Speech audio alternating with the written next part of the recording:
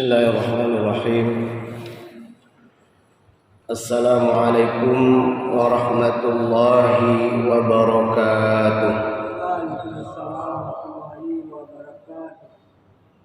Alhamdulillah, salatan wa salaman ala rasulillah wa ala alihi wa sahbihi wa mawala. A'udzu billahi minasy syaithanir rajim. Ma 'indakum yanfad wa ma 'indallahi baq. Wa lanajziyanna alladhina sabaru ajrahum bi ahsani ma kanu ya'malun. Surah An-Nahl ayat 96. Judul nasihat kita pada kesempatan yang sangat mulia ini, bahwa kehidupan dunia hanya sementara, akhirat merupakan tujuan kita. Jamaah rahimakumullah, ayat yang kita bacakan tadi yang terdapat di dalam surat An-Nahl ayat 96, Allah Subhanahu wa taala mengingatkan kita bahwa ma 'indakum yanfad. Apa saja yang ada di sisimu itu akan lenyap. Apa saja yang kamu miliki dalam kehidupan di dunia ini akan berakhir. Usia misalnya yang Allah titipkan kepada kita, ruh yang Allah titipkan kepada kita, ketika sudah sampai waktunya, fa idza jaa ajaluhum la yastakhiruna sa'atan wa la yastaqdimun. Ketika ajal sudah sampai kepada diri seseorang, maka tidak ada satu kekuatan apapun untuk mengundurkannya atau untuk memajukannya. Kullu nafsin dha'iqatul maut. Setiap yang hidup, setiap yang jiwa yang hidup, maka dia akan mati. Di sini memberikan pelajaran yang sangat berharga kepada kita, bahwa Allah berikan kesempatan kita hidup di dunia. Adanya ruh dalam diri kita sehingga kita bisa bergerak, berbuat, beramal. Seganteng apapun seseorang, ketika ruh sudah dicabut, maka selesailah gantengnya. Secantik apapun seseorang, ketika ruh sudah dicabut, maka selesailah cantiknya. Sehebat apapun kekuatan yang kita miliki, maka ketika ruh sudah berpisah dari jasad, maka selesailah kekuatannya. Sebanyak apapun pangkat jabatan yang kita miliki, ketika ruh dicabut dari tubuh seseorang, maka selesailah pangkat dan jabatannya. Intinya, semua yang kita miliki itu akan lenyap, akan sirna. Kullu man 'alaiha fan. Dan ini menjadi sebuah pemahaman dalam perjalanan hidup kita, agar kita senantiasa mengingat-ingatnya. Lihatlah saudara-saudara kita yang sebelumnya bersama kita, bekerja sama-sama dengan kita, sama-sama kita bekerja dengan beliau. Ketika Allah telah memanggilnya, maka selesailah semua apa yang ada di dunia ini. Kita tidak lagi bersama beliau. Apakah itu karib kerabat kita, apakah itu saudara kita, apakah itu bagian daripada orang-orang yang sama-sama kita bekerja sama dalam kehidupan di dunia ini. Ketika ruh sudah dicabut, maka selesailah semuanya. Atau Allah masih memberikan ruh kepadanya sehingga dia masih bisa menjalani kehidupan ini,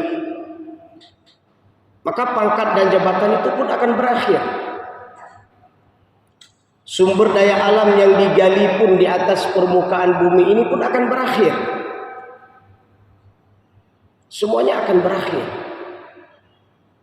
Nah, inilah yang membedakan antara kehidupan orang muslim, kehidupan orang mukmin dengan kehidupan orang-orang yang tidak punya iman, yang mereka tidak mengesahkan Allah, yang mereka tidak beriman kepada Nabi Muhammad, dan mereka tidak beriman kepada hari akhirat. Itu berbeda sekali dengan gaya hidup orang yang beriman. Karena kalimat selanjutnya Allah menyebutkan wa ma 'indallahi baqi. Apa yang ada di sisi Tuhanmu itulah yang kekal. Inilah tugas kita hari ini. Ketika Allah masih memberikan umur kepada kita, maka perhatikanlah bagaimana kita menghabiskan umur itu. Kalau kita menghabiskan umur itu kepada jalan yang baik, bersyukurlah. Karena nanti di akhirat Allah akan tanyakan, la tazulu qadama 'abdin fi yaumil qiyamah. Tidak akan beranjak kaki anak Adam nanti di hari akhirat sebelum ditanyakan 4 hal. Umurnya, ilmunya, hartanya, jasadnya, nanti akan ditanyakan. Maka bersyukurlah kepada Allah Subhanahu wa taala ketika kelak Allah tanyakan itu, kita bisa menjawab, ya Rabb, aku telah menghabiskan umurku untuk berbuat baik, menolong saudara-saudaraku, mendidik keluargaku di rumah, membantu saudara-saudaraku yang lemah, berbisnis dengan bisnis yang halal. Telah aku gunakan pangkat dan jabatanku kepada yang benar. Aku sayang kepada rakyatku, aku tidak menzaliminya. Aku tidak berbuat jahat kepadanya, tapi aku sayang dan mencintainya. Ya Rabb, seluruh umurku telah kugunakan pada jalan yang Engkau ridai. Kalau ini yang kita jawab, bersyukurlah kita kepada Allah. Bayangkan ada orang diberikan umur dihabiskan sia-sia. Kalau di masjid mungkin cukup 5 menit, tapi di tempat-tempat yang tidak bermanfaat berjam-jam dihabiskan. Kalau untuk baca Quran cukup 5 menit, tapi untuk ngobrol cerita yang tidak bermanfaat berjam-jam dihabiskan. Melancong ke tempat-tempat yang tidak bermanfaat berhari-hari habis waktunya, dan uangnya pun habisnya pun luar biasa. Tidakkah mereka menyadari bahwa semua kemana mereka berangkat dan menghabiskan hartanya ternyata itu tidak bermanfaat dan akan menyulitkan saat dia menjawab di hadapan Allah Subhanahu wa taala. Bersyukurlah kita kepada Allah ketika ilmu yang sudah kita pelajari, sudah kita amalkan dalam nilai kebaikan, dan merugilah mereka yang punya ilmu yang banyak tapi ilmu tersebut tidak merubah karakternya. Tidak sedikit orang-orang yang diberi ilmu yang banyak, tapi antara ilmu dan karakter itu berbeda sekali. Profesor, doktor, ahli dalam sebuah hal, ahli dalam bidang ekonomi, ternyata kerjanya menipu aja. Ahli dalam bidang arsitektur, tetapi ternyata kerjanya nggak jelas. Justru bangunan-bangunan yang dibuat itu tidak kokoh, tidak kuat. Dia menipu. Ahli dalam bidang politik, tapi ternyata gara-gara dia politik menjadi hancur. Ahli dalam berbagai macam kemampuan, keilmuan, tapi ternyata itu tidak mempengaruhi karakternya. Tidak sedikit orang yang bolak-balik ke masjid misalnya. Nah, ini kita lihat perbedaan antara orang yang taat dengan karakternya. Tiap hari ke masjid, salat 5 waktu berjamaah, tapi lisannya selalu menyakiti hati orang. Perbuatannya selalu memberikan kezaliman kepada orang. Nah, ini harus difahami bahwa ternyata ilmu yang banyak, bagaimana kita berdoa kepada Rabb kita, warzuqni fahma. Bagaimana dengan ilmu yang banyak tersebut Allah berikan kefahaman kepada kita. Sedikit kita tahu, kemudian kita beramal. Sedikit kita tahu, kemudian kita beramal dengan ilmu kita. Karena di antara orang yang paling berat siksanya nanti di hari akhirat adalah orang yang punya ilmu, tapi ilmu tersebut tidak merubah karakternya. Harta ditanyakan 2 kali, dari mana dan kemana kita gunakan. jasad yang telah Allah berikan kepada kita, tangan, mata, kaki, telinga, semua potensi-potensi jasad yang telah Allah berikan akan Allah tanyakan nantinya.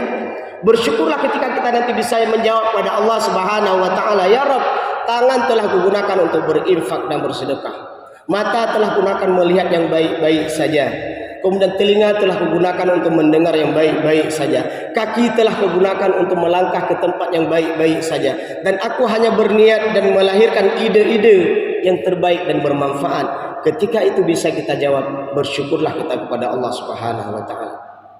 Itulah yang akan kita bawa kepada Rabb kita. Ketika seseorang diantarkan ke tempat, bukan peristirahatan yang terakhir sebenarnya. Kubur itu adalah sebagai sebuah awal perjalanan baru. Salah kalimat kalau ada orang mengatakan dia sudah diantar ke tempat peristirahatan yang terakhir. Salah. Bukan peristirahatan yang terakhir. Ketika seseorang dikuburkan, ketika seseorang masuk ke alam barzakh, itu adalah gerbang awal seseorang menuju kepada kehidupan yang abadi. Keluarga mengantarkan kita, harta mengantarkan kita. Dalam hadis sahih disebutkan ternyata kedua itu pulang, keluarga pulang, harta pulang, kita tinggalkan. Yang bersama kita adalah amal kita. Amal kita, amal soleh kita selama hidup kita. Maka Allah menyebutkan wa ma 'indallahi baq. Apa yang kita kerjakan yang mendatangkan ridha Allah, apa yang kita kerjakan yang mendatangkan cinta Allah, itulah yang menjadi amal soleh kita. Maka lakukan itu selama kita masih hidup. Allah menyebutkan di dalam Al-Quran apa yang diinginkan ketika seseorang menghadapi kematian. Mereka menginginkan adalah qala, kembalikan kami ke dunia. Mereka ingin balik ke dunia. Orang yang sedang dicabut nyawanya, orang yang sedang menghadapi sakarat, keinginan pertama adalah ingin balik ke dunia. Untuk apa? La'alli a'malu shalihan fima taraktu. Dia ingin balik ke dunia adalah karena ingin beramal soleh. Karena dulu dia itu lalai, dia tinggalkan. Ketika azan berkumandang, dia enggak tertarik dengan azan. Ketika ada kesempatan sholat 5 waktu berjamaah, dia tinggalkan sholat 5 waktu berjamaah. Ada kesempatan berinfak dan bersedekah, dia tinggalkan kesempatan itu. Semua kesempatan yang berbuat baik dia tinggalkan. Maka saat proses sakaratul mautnya, la'alli a'malu shalihan fima taraktu, dia ingin balik ke dunia dan beramal soleh. Apakah semua keinginannya dikabulkan oleh Allah? Kalla, tidak akan. Karena alam barzakh sudah dihadapi di depannya. Sebuah alam transit, alam menunggu. Nanti ditiup sangkakala ketika hancur semuanya. Ketika nanti digiring menuju padang mahsyar. Ketika nanti digiring untuk menghadap Allah. Ketika ada sirat yang harus dia lewati. Ketika ada timbangan nanti akan ditimbang. Jadi alam yang akan kita lalui di hari akhirat jauh lebih besar, pertanggungjawaban yang harus kita berikan jauh lebih banyak nanti di hari akhirat. Dunia itu kecil, dunia itu sedikit. Maka kalimat selanjutnya Allah memberikan informasi kepada kita. Wala najziyannal ladzina sabaru. Allah akan membalas semua kesabaran kita. Sabar kita dalam beribadah kepada Allah, sabar kita tidak bermaksiat, sabar kita terhadap semua musibah. Apa balasan Allah? Ajrahum bi ahsani ma kanu ya'malun. Semua kelelahan kita berbuat baik di dunia, semua bercapek-capeknya kita, berlelah-lelahnya kita selama hidup di dunia, sabarnya kita dalam ketaatan kita, Allah akan balas dengan balasan yang lebih baik. Semoga ayat ini menyadarkan kita bahwa jadilah kita pribadi yang terbaik, beramal soleh selama hidup di dunia. Mudah-mudahan Allah berikan balasan surga kepada kita di akhirat nantinya. Amin ya rabbal alamin. Subhanakallahumma wa bihamdik, asyhadu an la ilaha illa anta, astaghfiruka wa atubu ilaika. Assalamualaikum warahmatullahi wabarakatuh. Waalaikumsalam.